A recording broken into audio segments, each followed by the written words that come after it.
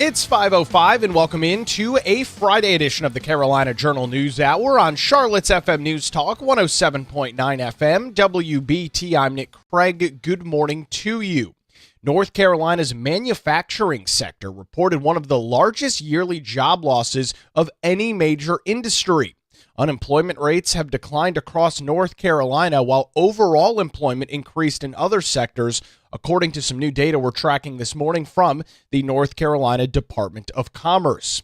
The manufacturing job market fell by more than 7,200 jobs over the past year, which is a 1.6% decrease. The only other job sector to report losses was the information category, which was down 700 jobs. However, several other industries like construction, healthcare, private education, and hospitality all recorded job gains during that same period of time. This points to continued growth in other parts of the state's economy. John Locke Foundation's Senior Vice President of Research, Brian Balfour, stated that the reports that we are seeing of manufacturing job losses are unique, being that every other sector has reported growth. He stated in reference to the Trump administration's tariffs, telling CarolinaJournal.com, as long as these tariffs are in place, net impacts will be negative in the manufacturing job sector. Manufacturing job losses came as North Carolina's labor field remains thin, with unemployment rates decreasing in 99 of 100 counties. That is a remarkable number as of December 2025. According to the Commerce Department's latest release, the statewide unemployment rate stands at 3.4%, with Edgecombe County having the highest unemployment rate at 5.4%. However, Stanley County had the lowest at 2.6%. All 15 metro areas saw decreasing rates every month, a month over month in terms of employment. This includes Rocky Mount, which recorded the highest rate at 4.8%, while Raleigh has the lowest at 3.0%. Unemployment rates are far under 5%, which is considered full employment in the eyes of many economists. A good balance between unattached workers and businesses seeking workers can create labor shortages. Statewide employment numbers have moved in positive directions, with the number of workers employed increasing steadily.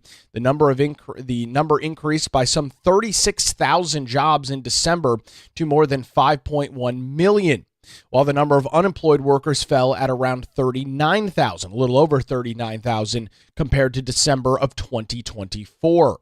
That's when employment rose by just over 41,000 workers, while the number of those unemployed increased slightly over the year. The North Carolina Department of Commerce and their officials noted that employment data can change due to seasonal patterns and revisions, making these yearly changes more of an indicator of trends long term rather than an exact snapshot. The decline of manufacturing jobs, however, still stands out because it is being only one of two job sectors to report any sort of annual losses. On the state level, numbers reflected conditions throughout December of 2025 and showed North Carolina's economy before the start of the new year. Employment data nationwide released this week shows a broader representation of overall job growth and increasing wages across the nation, which, of course, North Carolina would take advantage of. Some analysts with the North Carolina Department of Commerce's Labor and Economic Analysis Division also said that the job market changes can reflect multiple factors. These being things like consumer demand, investment seasons, interest rates, and economic uncertainty. With North Carolina's economy over the past decade changing with the growth in technology, healthcare, and the service industry, which is outpacing many in the manufacturing space. However, it is important to note that manufacturing does remain a major part of North Carolina's economic foundation, especially in more rural North Carolina communities. Declines in those sectors can have a negative impact in areas where factories and facilities provide a significant portion of the jobs. And yes, so you very well see that in some of those smaller counties, smaller rural counties in North Carolina.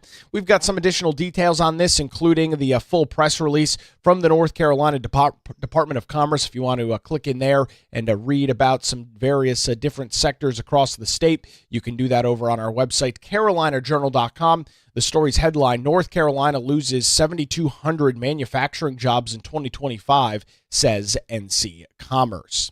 In some other statewide news this morning, early voting continues across the state as we approach the very busy March the 3rd primary. In-person voting kicked off yesterday in North Carolina and will continue once again today at some 319 early voting sites across the state.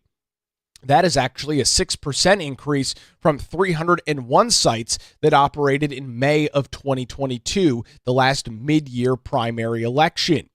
The increase also represents an increase of more than from 45,000 hours of early voting across the state to now more than 48,000 hours across the state for the March 2026 primary. Additionally, the total number of weekend early voting hours is now over 4,600, an increase of about 1.5%.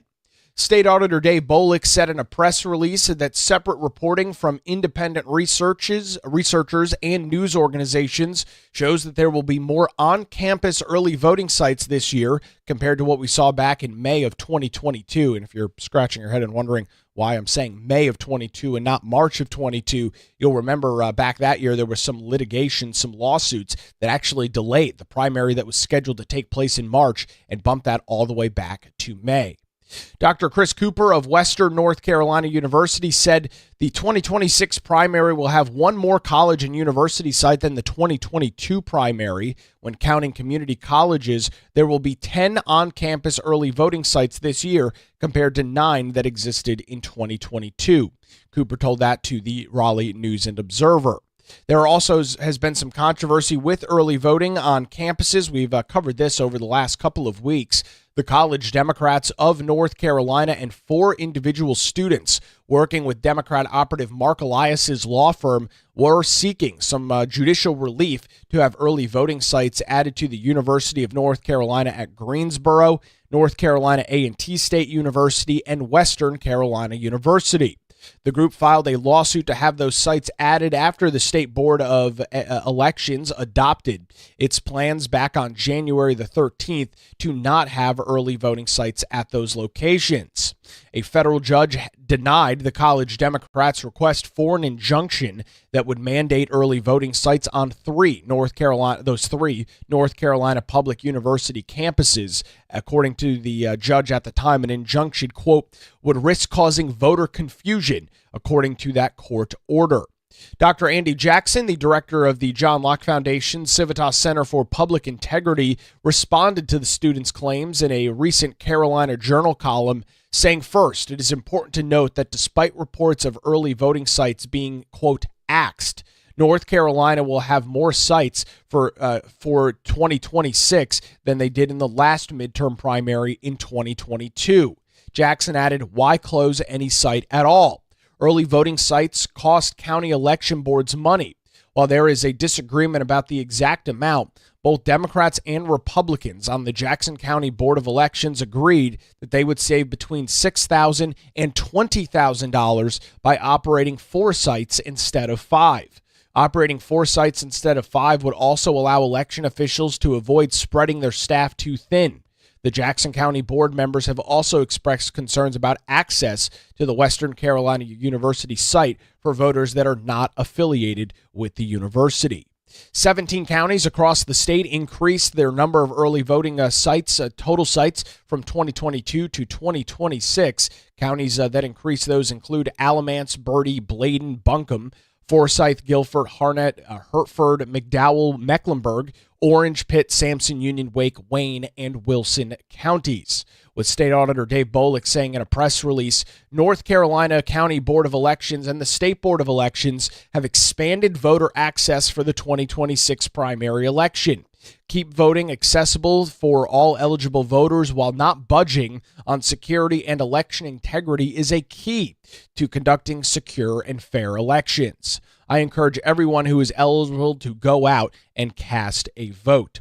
So the early voting period does continue. You can head on over to our website this morning, carolinajournal.com, or head on over to the State Board of Elections website and use the early voting search tool to figure out where your early voting locations are. While you're there, it is also recommended that you take a look at what your sample ballot will look like so you can see how many individuals are running in each contest. And for those unaffiliated voters across the state, taking a look at both the Republican and Democrat sample ballot to determine what primary it is that you would like to vote in. Don't forget that you do in fact need a voter ID. For most individuals, that is going to be a valid North Carolina driver's license. However, there are other forms of ID, including a federal identification, military ID, and in some cases, some college and state identification cards that are allowed as well. The State Board of Elections has all those details, and early voting for many counties runs all the way through February the 28th. 3 p.m. is the close time in all 100 counties. We will be keeping an eye on these totals over the next couple of weeks.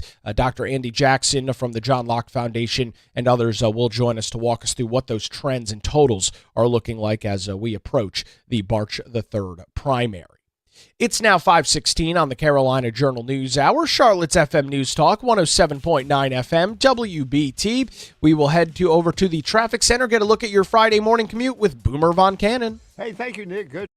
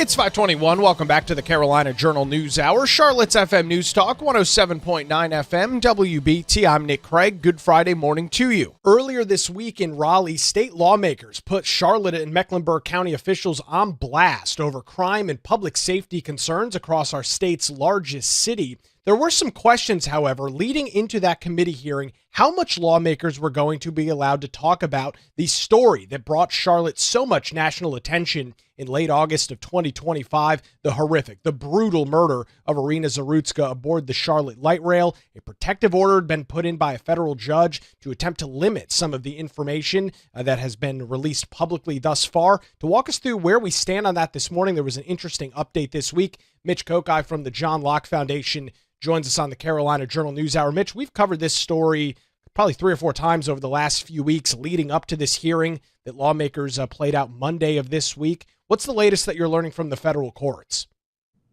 Well, you might remember, Nick, backing up a little bit, that this hearing involving state lawmakers and leaders of Charlotte's city government and local Charlotte and Mecklenburg County law enforcement, the hearing was supposed to take place in late January, but it got delayed because lawmakers were concerned about the potential limits on what they were going to be able to discuss because of a federal court order. They were saying, wait a minute, this federal court order says we're not allowed to release information that's in the criminal investigative file. We think that order may be invalid and unconstitutional. That's what the legislators were saying. But they said, we're going to plan to go ahead and do the hearing anyway, talking about things that are already in the public record, and we'd like to have a chance to be heard about this protective court order. District Judge Kenneth Bell, before the hearing took place, put out a very short order saying it looks as if the General Assembly's plans fit within what the earlier court order said about what could and couldn't be discussed, and I'm going to give these legislators a chance to share their concerns. So the hearing took place on a Monday. 2 days later, Judge Bell held a hearing in his courtroom in federal court to hear what the legislators' concerns were. And then later that day, he issued a very short order, just a couple of pages, that kind of spelled out some interesting things, one of which was that the judge said he was very respectful of what the General Assembly was trying to do and the proceedings that are happening in state court. But he also said the federal court has to protect the sanctity of its proceedings. Remember, the Irina Zarutska killing has generated both state and federal charges for defendant DeCarlos Brown Jr. He faces murder charge in state court, but also a case of a federal charge because of the killing taking place on the Charlotte light rail line, which gets federal funding. So there's a federal charge that, if DeCarlos Brown is convicted, could lead to the death penalty. And so DeCarlos Brown had secured a protective order saying that elements of the criminal investigative file should not be turned over by Charlotte Mecklenburg police to either legislators or to the media or to anyone else. So Judge Bell issues his latest order, and basically it said, I respect what the General Assembly is doing. I respect the state court system. We have to protect what's going on in the federal court system. And it looks as if the information that was covered by the order was never turned over to lawmakers, that even though some information was turned over by the DA's office and maybe the Charlotte Mecklenburg police to legislators, none of it involved items that were covered by the protective order and that judges had said should not be released. So he said, that's moot. I mean, the General Assembly didn't ever get the information, so I can't order them not to release anything they don't have. But then he said, once describing that piece of the order is moot, the rest of the order remains in place. So CMPD or anyone else who has this information from the criminal investigative file or law enforcement recordings, body cam footage, 911 information, they can't turn those over to members of the media or anyone else who might try to get them. So it's kind of a footnote on the very interesting week that took place in terms of what the General Assembly had to say about Charlotte crime and public safety, and also what the federal courts are saying about what can be discussed publicly. And Mitch, I know you had some time to watch portions of that hearing. I watched it as well, and I was rather interested, and it was interesting to see, rather, that state lawmakers really didn't press the issue all that much. Representative Brendan Jones, the leader of the House Oversight Committee, mentioned the murder of Arena in his opening comments. But as the conversation with Mecklenburg County Sheriff Gary McFadden continued, which it lasted nearly 2 hours just of him back and forth with lawmakers, the Arena story really wasn't a main portion of it. It was everything else that was wrong and all of the other issues that exist within the sheriff's department there in Mecklenburg County. Yes, and I guess that shouldn't surprise us because the general sense of that hearing was there's something going wrong in Charlotte, that something's happening with crime and public safety that needs to be fixed. And I don't necessarily think that what happened with the Arena Zarutska stabbing really gets to the larger issue of what's happening generally with crime, what's happening with deaths in the jail, what's happening with the administration of the jail, because the problem with the Zarutska killing was really seemingly a cat's security problem in one sense, and also a problem with the judicial system letting a defendant out after he'd had 14 different encounters with law enforcement and with the judicial system. So that major story only partially aligned with what the General Assembly wanted to talk about with Charlotte crime. Now, if there had been an issue about having sheriffs, deputies, or police on the CATS line, and they had an argument about, well, you should have more of them on there, then you might have heard more about the Zarutska killing. But much of what they wanted to discuss with Gary McFadden seemed to be on a much different page than if they had wanted to discuss the Zarutska killing as the driver of their meeting. Mitch, I think you've already answered this question, but I want to ask it again and make sure I get some clarification. Some local media outlets in Charlotte, no surprise, have continued to try and get some of this body camera footage, as you mentioned, some of the 911 calls that presumably citizens riding the Charlotte light rail sitting next to or near Arena would have called in. So as we understand it right now, that stuff is not going to be released to the public, regardless of how hard these local media entities try and get this information out. Certainly, that's true at this point. And remember, that was a court order that happened long before we learned about the hearing. What had happened initially was there was a lawsuit involving WSOC Television trying to get access to the footage. A state court judge would have allowed that to happen, but then DeCarlos Brown Jr. went to federal court and said, wait a minute, this could jeopardize my defense in this case. And not only did DeCarlos Brown Jr.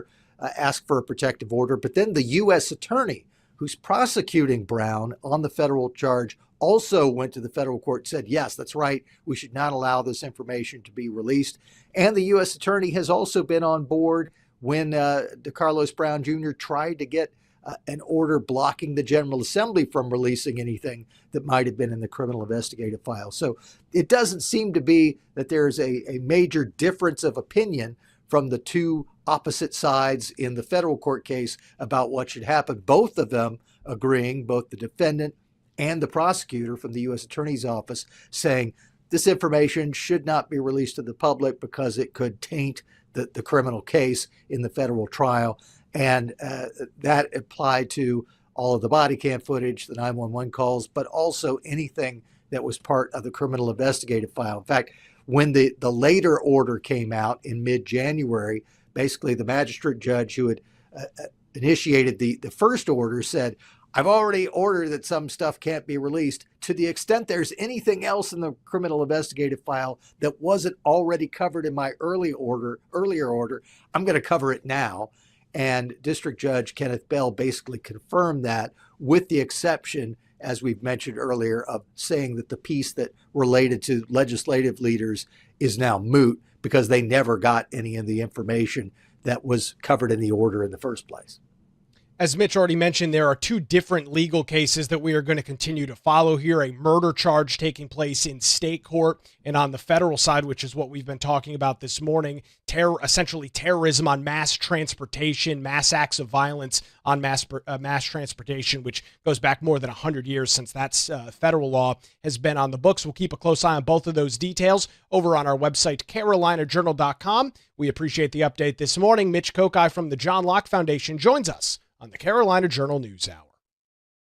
Where it's now 5:30 on Charlotte's FM News Talk, 107.9 FM WBT. We will head back to the traffic center, get another look at your early Friday morning commute with Boomer Von Cannon. Hey, thank you, Nick. Up and at 'em on this Friday.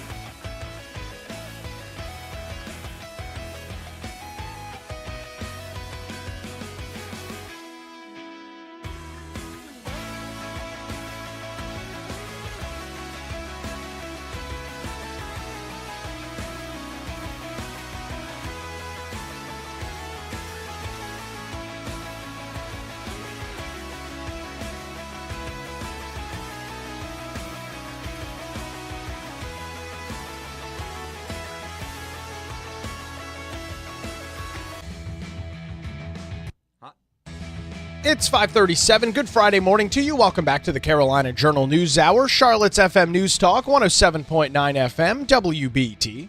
Domestic security is a major topic of discussion in Washington, D.C. during the second Trump administration. We've got some information this morning on some new legislation working its way through Congress, the Critical Mineral Dominance Act. To walk us through some of the details on that this morning, it's my pleasure to welcome Congressman Brad Knott. He, the Republican out of North Carolina's 13th Congressional District. Mr. Congressman, thanks for joining me. Tell us, our audience here this morning, why this legislation is relevant and why we should care about it here in North Carolina.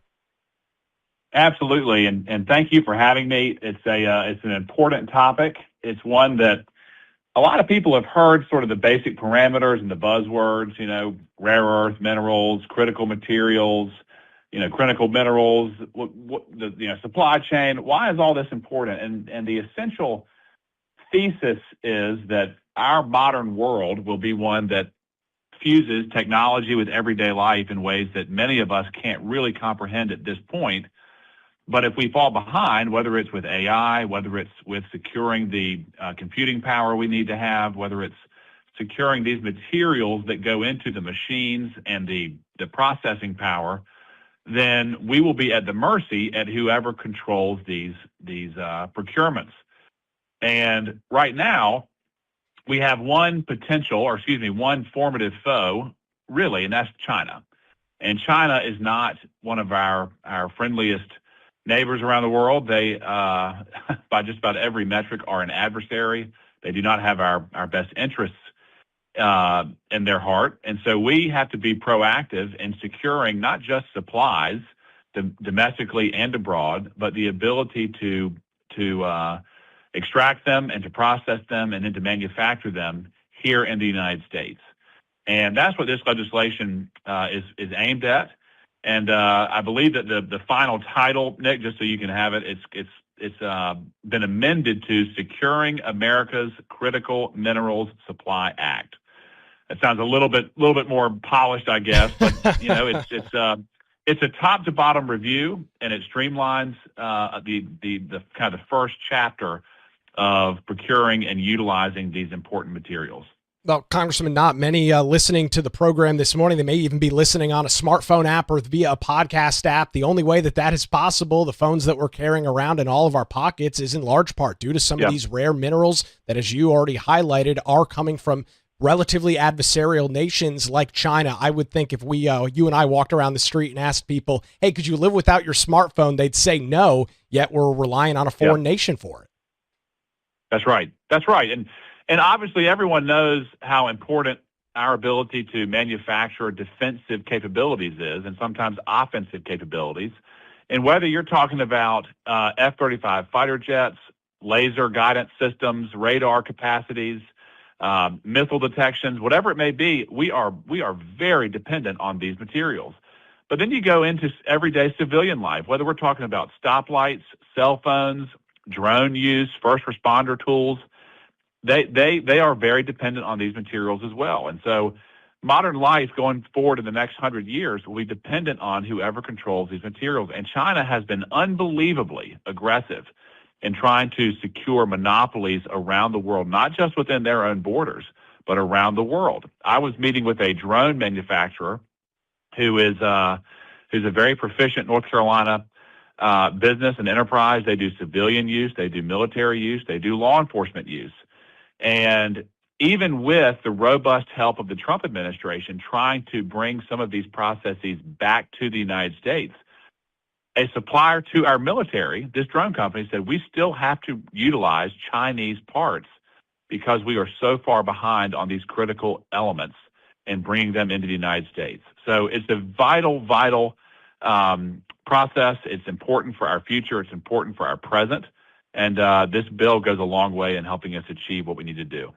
I'm glad you brought it back here to North Carolina. Business is booming across the Tar Heel state. It seems like every week that goes by, Congressman, not some different magazine or survey group is rating North Carolina the number one state for this, the number one state for that. A lot of that technology, a lot of that growth is in the technology sector. We've got an aerospace company that's opening up its first headquarters in North Carolina. A lot of very cool technology, but as you're highlighting, all of that is reliant, unfortunately, on foreign material.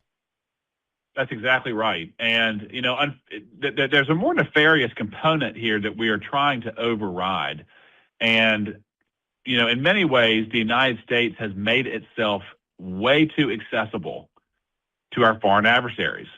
And when you look at the previous administration and the vast open access that our adversaries were granted to the United States in the form of open borders, essentially, why wouldn't they come into the United States and work to harm us, work to slow us down, work to make it more difficult to achieve what we need to achieve to secure our dominant role in the world? And that's exactly what they've done. I mean, a tactic that not many people are aware of.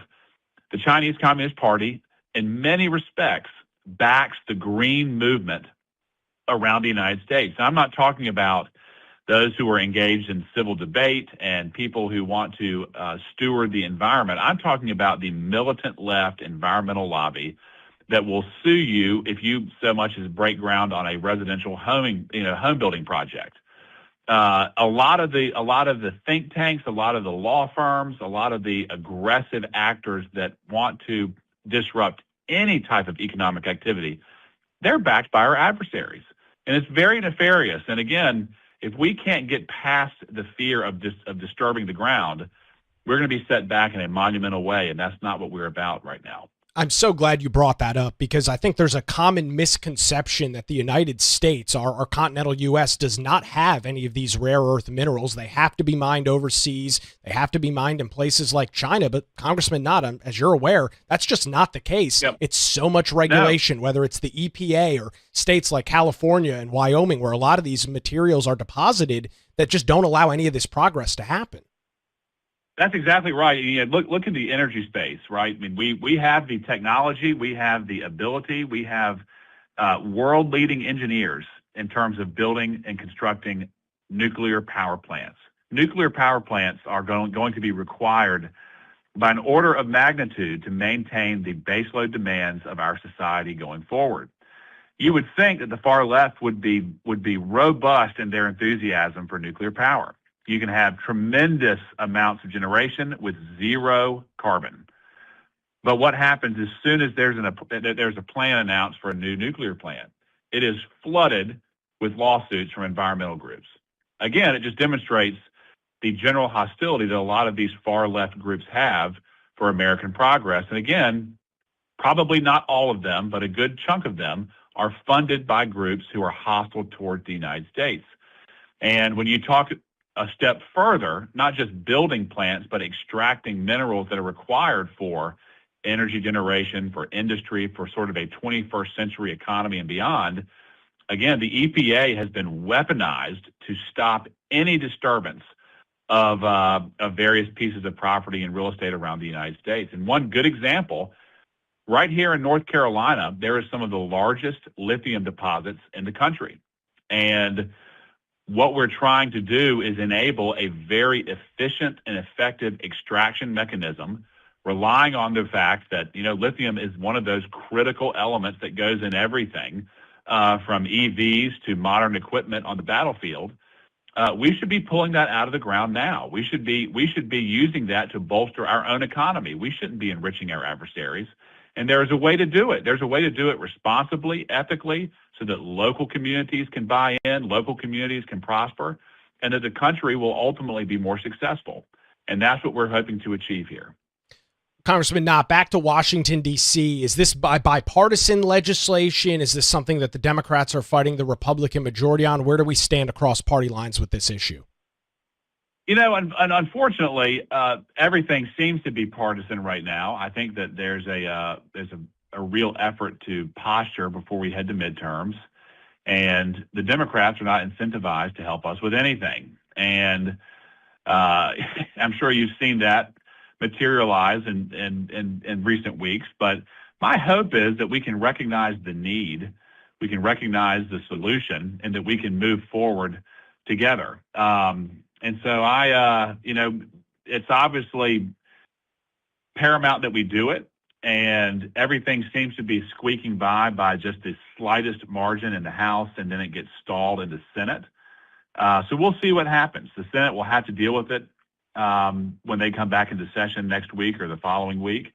And again, every House member that I know will be leveraging our platforms to pressure them to get it passed. So we'll see what happens. Yeah, well, of course, keep an eye on that progress. Congressman Knott, you have a great newsletter that you and your office puts out on a pretty regular basis. Where can folks go and sign up for that this morning?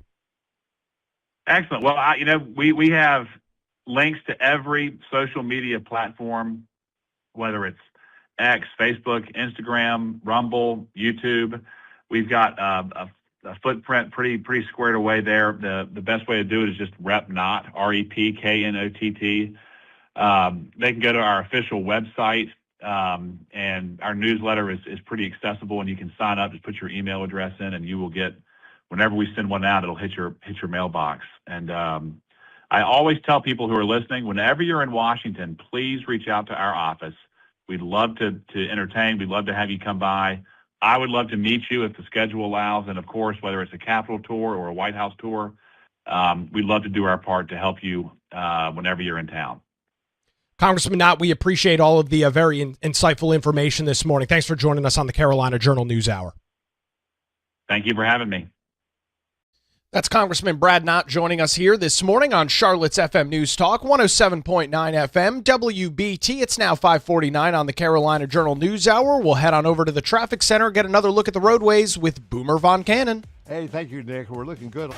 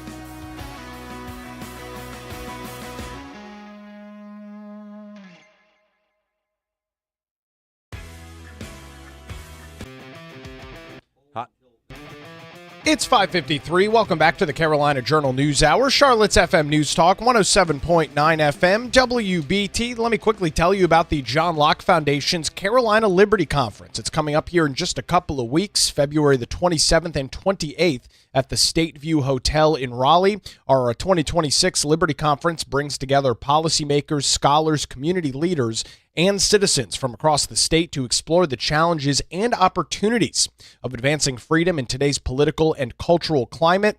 The 2026 Carolina Liberty Conference is happening February the 27th and 28th, and this year we'll be celebrating the 250th anniversary of the American Revolution. We've got great guest speakers like Lord Daniel Hannan, Chief Justice Paul Newby, he's the head of the North Carolina Supreme Court, State Auditor Dave Bolick, and many, many more. Register today for your tickets for the 2026 Carolina Liberty Conference at johnlocke.org. That's johnlocke.org, johnlocke.org. Recapping some statewide news this morning, while the state of North Carolina continues to be seen at the top of many lists as it relates to number one for business, number one for growth, number one for economic growth, there is one sector that is struggling, according to new information out this morning from the North Carolina Department of Commerce, as North Carolina's manufacturing sector reported one of the largest yearly job losses of any major industry. The manufacturing job market fell by 7,200 jobs over the past year, December of 24 to December of 25, which is a decrease of about 1.5%. The only other job sector to report losses with this new data was jobs that fall under the information category, which were down about 700 jobs. However, several other industries like construction, healthcare, private education, hospitality, and many others recorded job gains during the same period of time, continuing to build the case of strong economic growth in North Carolina. The John Locke Foundation's Senior Vice President of Research, Brian Balfour, told CarolinaJournal.com reports that we are seeing of manufacturing job losses are unique, being that every other sector has reported growth. However, he pointed the finger at the Trump administration and specifically their tariff policy, saying as long as these tariffs are in place, the net impact will be negative in the manufacturing job sector. Manufacturing job losses came as North Carolina's labor field remains relatively thin, with the unemployment rate decreasing in 99 out of 100 counties, which is a good thing, meaning more and more individuals are in the workforce as of 2025. Statewide employment numbers have continued to move in a positive direction, with the number of workers employed increasing year over year. The number increased by 36,000 individuals in December of 2025 to more than 5.1 million total employed across the state of North Carolina. So some very good numbers there as well. Manufacturing, however, does remain a major part of North Carolina's economic foundation, and this is incredibly relevant in more rural communities across the state of North Carolina. Declines in those sectors can have a negative impact in areas where some of those facilities, those factories, can provide a significant portion of the jobs. In some cases, they can be the largest employer in many towns, small towns across North Carolina, and when there are mass layoffs, it has an absolutely huge effect on that local economy. You can read some additional details on this, plus check out the entire report from the North Carolina Department of Commerce over on our website, CarolinaJournal.com. That's going to do it for a Friday edition. WBT News is next, followed by Good Morning BT. We're back with you Monday morning, 5 to 6, right here on Charlotte's FM News Talk, 107.9 FM, WBT.